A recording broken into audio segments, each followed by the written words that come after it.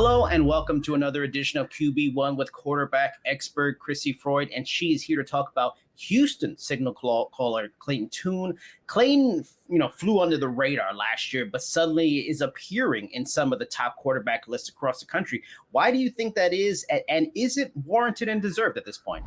Well, I think some of it comes down to the fact that media is kind of an echo chamber. And so, especially in the preseason, you'll have somebody who will mention a name that nobody's really talked about that much that they discovered. Then suddenly some people will hop on the train and go, oh, look at this this quarterback that I never watched before, but now we're going to put him up near the top as well. So I think that factors into some of it. But I mean, this is a quarterback who has a lot of experience, had a very impressive stat line last year. And so he returns to college football in 2022 with a chance to go over 10,000 career passing yards. And I think some of that has to do with the way that the offense that he runs and the run and shoot operates. But at the same time, I think this is a quarterback who's shown that he can be incredibly accurate. And I think that there are some things he needs to work on consistency wise. But outside of that, I think this is a player who has a lot of potential. And I do think that that's warranted.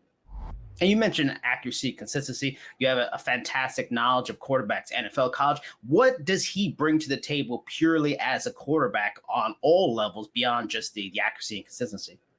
Yeah, so I think that when it comes to arm strength, that he definitely checks the box there. And I think that he's a player who's kind of drawn some comparisons to like a Ben Roethlisberger type. So this is not someone who's extremely mobile, that's going to use his legs a lot, but he does have enough in terms of escapability. And I do think that you can still kind of use him on design quarterback runs to a certain extent. So I don't think that that's really his strong suit as from a mobility perspective, but I do think that he does enough just with his arm. And I think this is a very smart football player who can really just put it anywhere.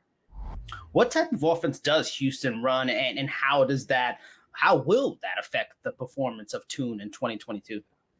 Yeah, so it's a run and shoot offense, which is kind of similar to the air raid. They're pretty close. The air raid has a lot of concepts from the run and shoot. They differ just a little bit. But basically, in a nutshell, this is an offense that's based on throwing the ball a lot. So they really utilize that. So therefore, if a quarterback is accurate and can be consistent throwing the ball, they're probably going to put up some really big numbers. So there's kind of this debate that goes on. Are these numbers inflated? Are these numbers real with quarterbacks that are in either of these systems? But I do think it's a little bit of a fallacy with people that say that, just because, I mean, yeah, this is an offense that gives a quarterback the opportunity to put up some big numbers. But at the end of the day, if you're not accurate and you don't have good ball placement, you can't put up those types of numbers. So you can kind of see both sides of the coin there. Fans are always wondering who's going to be the next great NFL quarterback and who's the prospect to watch. Where could we be looking for a quarterback like him to go in the 2023 NFL draft?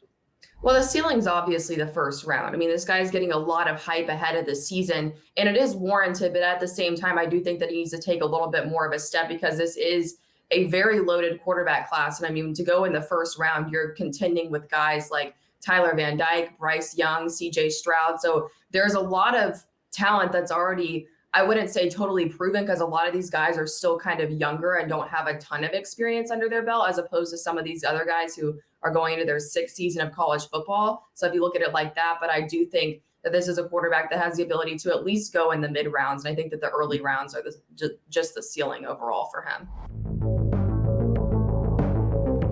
Make sure to like, comment, and subscribe for more QB1.